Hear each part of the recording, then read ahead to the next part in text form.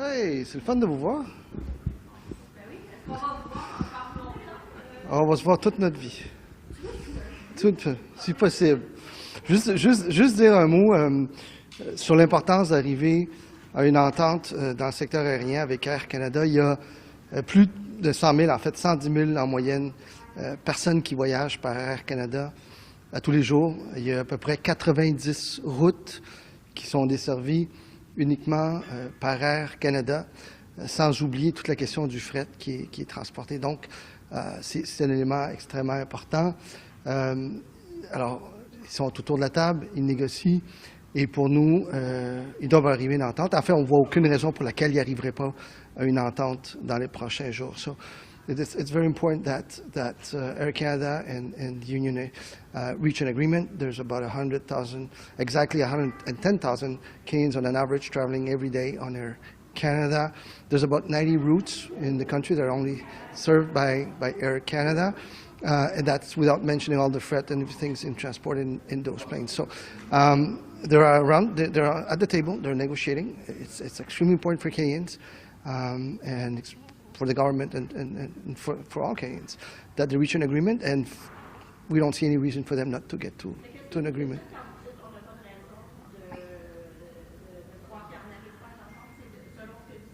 Selon ce que j'entends, évidemment, je ne peux pas entrer dans les détails. Il y a eu beaucoup de discussions. Je pense qu'il y a eu des avancées importantes également. Et sur la base de ce qui reste, je pense qu'il n'y a pas de raison de pas s'entendre. L'impact serait trop grand. Moi, je pense à des membres d'une famille qui rateraient une funéraille ou un mariage, ou quelqu'un qui a travaillé toute l'année, qui prend des vacances bien méritées, qui ne les aurait pas. Il y a des conséquences énormes à tout point de vue, incluant pour l'économie. Donc, il faut qu'ils arrivent à une entente. Je peux pas arriver dans ce type de discussion-là, ça serait totalement hypothétique, mais je le sais qu'il y a énormément de discussions autour de la table. Je sais qu'il y a eu des avancées et je suis convaincu qu'il peut y en avoir d'autres à court terme. Monsieur Rodriguez, combien Sorry? It's making sure that they understand that they have to be at the table, that there are real consequences for the economy, for individual Canadians, for families. A daughter missing the funeral of her father, family members missing a wedding, vacations that cannot be taken even if they're well deserved, and the impact on the economy would be very important because of the fret and all of that. So my role, because Minister McKinnon is in charge of labor, of course, so he's the lead on this one, but my role is to remind them how important it is that they get to an agreement around the table. Actually, as we speak, I'm reflecting on what's happening with Air Canada and all the challenges that we have as a government.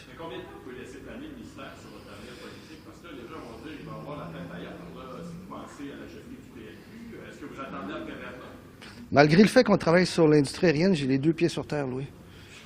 Et je suis très concentré sur les négociations qui ont lieu avec Air Canada, de la même manière que j'ai travaillé main dans la main conjointement avec le ministre McKinnon sur la question de BRI. Donc, voilà. Merci beaucoup. Alors, bonjour. Merci d'être ici. Mon nom est Guilbeault. Je suis ministre de l'Environnement et du Changement climatique. Et je suis accompagné de mon collègue et ami. Jean-Yves Duclos, et moi, je suis ministre des Services publics et de l'approvisionnement. So, thank you for being here. I will do this in obviously both official languages. Donc, aujourd'hui marque le 2e anniversaire de l'élection de Pierre Poilievre. Et nous avons pensé, Jean-Yves et moi, que ce serait un bon moment de faire un petit bilan de ces 2 ans comme chef de l'opposition officielle, chef du Parti conservateur du Canada. Je vais peut-être commencer en matière environnementale et Jean-Yves pourra vous parler de l'aspect social et économique par la suite. Mais 2 ans de déni de la science des changements climatiques. En fait, Pierre Poilievre ne parle jamais de changement climatique, ne parle jamais de l'impact des changements climatiques au Canada. Et lorsqu'il parle de solutions qu'il a sur les questions environnementales, il parle toujours de technologie. Mais pendant qu'il parle de technologie, il vote contre les investissements que nous faisons dans l'électrification, que ce soit au Québec, en Ontario ou ailleurs au pays. Il a voté contre toutes les mesures en environnement. Pierre Poilievre a voté, selon une analyse indépendante, 400 fois comme élu à Ottawa contre des mesures pour la protection de l'environnement. Ça veut dire contre de l'air pur pour nos familles, contre de l'eau pure, contre un environnement sain et un environnement de qualité. M. Poilievre a des slogans à offrir, certainement, mais il n'a aucune solution face aux défis du 21e siècle. Et nous avons entendu ce matin, et vous avez pu vous entretenir avec Mark Carney, qui nous a dit, et je suis certain qu'il vous en a parlé également, à quel point l'économie du 21e siècle sera une économie verte, sera une économie qui mise sur la transition à la fois digitale et énergétique, ou elle ne sera pas. Et il y a une compétition mondiale pour ça. Et sur ces questions-là, Pierre Poilievre n'a rien à dire. Il veut retirer les investissements en électrification. C'est 250 000 emplois qui seraient à risque au Canada si on va de l'avant avec ça. Retirer la tarification sur le carbone, qui est une des meilleures façons de lutter contre les changements climatiques et dont dépend présentement au pays près de 25 milliards de dollars d'investissement privé, pas d'investissement public. Le secteur privé qui investit. Alors, pour toutes ces raisons-là, nous pensons que les deux premières années de Pierre Poilievre comme chef de l'opposition, c'est une catastrophe écologique, ni plus ni moins. Oui, j'ajouterais tout simplement que c'est une belle coïncidence, effectivement, qu'on a des gens comme Mark Carney, mais pas juste Mark Carney, parce que quand on se promène à travers le pays, qu'on rencontre les gens d'affaires, les travailleurs dans une multiplicité d'environnements et de secteurs, c'est ce qu'on entend toujours, que l'économie et l'environnement, ça va ensemble. J'ajouterais, Stephen, que M. Poilievre parle effectivement très peu de changement climatique. Une des rares fois où j'ai entendu parler de ça, c'est lorsque l'été dernier, les forêts partout au pays brûlaient, puis il a dit, il faut juste mettre plus d'eau pour les éteindre, ces feux de forêt. Alors, c'est amusant quand même que la réaction de Pierre Poilievre, là, c'est une réaction de ce type. Alors que partout sur la planète, comme tu viens de le dire, avec les 25 milliards de dollars d'investissement, les capitales énormes qui viennent de l'étranger pour créer de bons emplois pour la classe moyenne, c'est très significatif. So it's maybe I should say it try to say it in English too. Stephen said very clearly what we hear almost every day in the House of Commons, which is a total absence of leadership. It's denial, it's division, and it's destruction of the policies that we have put into place, which is Pierre Poilievre's agenda. It's sad. This is a second-year anniversary of being a leader. It's also a great coincidence that Mark Carney and many other business leaders and economists have been saying for the last while and keep repeating that, the economy and the environment go hand in hand, go together in 2024.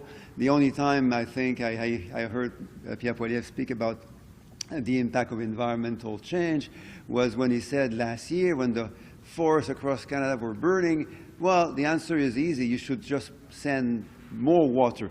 You should put more water on these fires to extinguish them and forget about the prevention and the fight against climate change.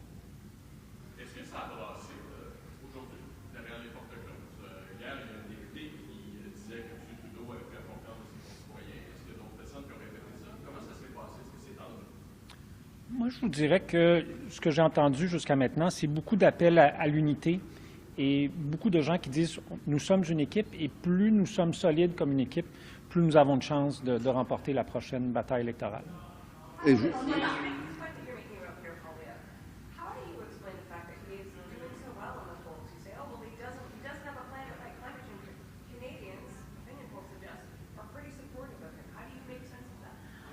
I think clearly we need to do a better job of explaining some of the things we've been doing, carbon pricing certainly being one of them. We've seen certainly in the last few months that there's a shift on the issue of carbon pricing in Canada. I think we need to continue explaining why we're doing this to Canadians, why we need to fight climate change, why we're putting in place these measures that we are putting in place. But, it is more complex to explain that than to say you should just not do this, you should not do this, not do that, without offering anything. It's the total absence, as Jean-Yves was saying. It's the absence of vision. It's the absence of plan. He has no measure to offer when it comes to fighting climate change, adapting to the impacts of climate change. He would rip apart the first ever national adaptation strategy, which will help save lives in Canada, which has already started to help save lives, which will save Canadians billions of dollars. If we don't do that, Canadian taxpayers are on the hook for, according to various estimates, between $25 and $35 billion of climate change impacts per year. We're all paying for this. No one will get a bill home saying, this is your climate change impacts bill for the year, but we will all be paying for that. And unfortunately, Mr. Poilievre has nothing to say about that. I'll just add something. Sorry to be rude and to interrupt the conversation. Jean-Yves. It's a great question that you ask about carbon pricing. Now, one reason for which Pierre Poilievre might want to have an election very soon on axe the tax and carbon pricing is that he's starting to feel the change in Canadians' understanding of the great value of that carbon pricing. Now, we have changed the name now to make it better understood that there's a carbon rebate that comes with carbon pricing. Now, if you look at the numbers, you note that Canadians understand much better now in September 2024 that 8 out of 10 of Canadians receive more in their pockets than they pay through the carbon price. Now, that's not good news for Pierre Poilievre, now, who has never acknowledged that with carbon pricing also comes a carbon rebate, which makes life more affordable for 8 families out of 10. I'm an economist, and it's very rare that an economic policy achieves the goal of, say, reducing pollution and putting more money in the pockets of the majority of middle-class and lower-income Canadians. Now, he knows that, and he fears that. Canadians are starting to understand that it's good for affordability, it's also good for reducing pollution, and it's also great, as Mark Carney was saying, and as loads of business leaders are telling, it's also great for prosperity, economic growth, creation of good middle-class jobs across Canada.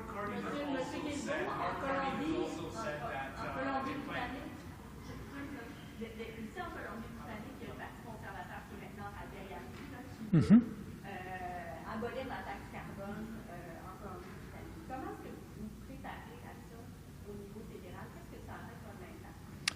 En fait, le système fédéral de tarification du carbone est fait de façon à ce qu'on laisse aux provinces qui le veulent l'opportunité d'avoir leur propre système plutôt que d'utiliser le système fédéral. C'est notamment le cas du Québec et de la Colombie-Britannique. Si le système, pour toutes sortes de raisons, devait tomber en Colombie-Britannique, alors à ce moment-là, c'est le système fédéral qui s'appliquerait. Pour le Québec, est-ce que ce serait, il y avait la Colombie-Britannique et le Québec qui avaient décidé de se doter eux-mêmes d'un mécanisme. Est-ce que vous voyez un impact particulier sur le Québec? En fait, il y avait eu des discussions à l'époque, là, autour des années 2015, 2014, 2015, 2016, mais finalement, la Colombie-Britannique a décidé d'adopter un système différent, donc ça n'aurait pas d'impact pour le Québec. Mark Carney has also said that the carbon tax has served its purpose, that any alternative climate policy proposal would have to be as good. I'm wondering, are you ready to... I've said that as well. I've said that as well. Are you ready to hear advice from them about whether the carbon tax should be scrapped or changed in any way? How would you receive such I think what Mr. Carney, and I've spoken with Mark about this a number of times, has said, is that those who say that we should scrap carbon pricing need to tell us what they would replace it with. And I've said that many times. If someone in this country, on this planet, in this solar system, in this universe, can show me a measure that will give us 40% of our 2030 emission reduction targets at no cost to Canadians, I'll take it right away. I'm buying it. There is no such measure. It is the most efficient way of reducing emission. It's not the only one because we're doing a bunch of other things. Investment, we're doing clean electricity standards, we're working on zero-emission vehicles, investing in a cleaner economy. There's lots of other things we're doing. But if there's a measure out there that will give us 40% of our emission reduction by 2030, I've been looking at this for a quarter of a century, and frankly, I don't know about it. And that would... Non, en fait, c'est pas ce que M. Carney a dit. M. Carney a dit ceux qui pensent qu'on devrait ne pas faire la tarification carbone ont le devoir, l'obligation de nous dire ce qu'on devrait faire à la place. C'est ce qu'il a dit. And I would add 2 more things. In addition to the benefits that Stephen mentioned, not only does it come with no cost to Canadians, but again, for 8 out of 10 families, it comes with a benefit. Now they get more in their pockets. An additional benefit is an international border benefit. Soon you'll be hearing, if you haven't heard about this, border adjustments, carbon border adjustments, which mean that if Canada wants to maintain competitiveness, wants to keep being competitive with the rest of the world, including with Europe, which is currently designing a carbon adjustment tariff with those countries that don't have a carbon price. Now, Canada has a carbon price and therefore is able to compete and to keep competing competitively with European countries in the future, in the long term and in the short term. Now, Pierre Poilievre's problem is that he will soon be reminded by many business leaders that if he keeps being against carbon taxation, is going to undermine the competitiveness of Canadian industries abroad. So he's going to explain why he should undermine the ability of businesses and workers to compete internationally, given his resistance and his perhaps lack of understanding of the importance of carbon pricing in Canada and internationally.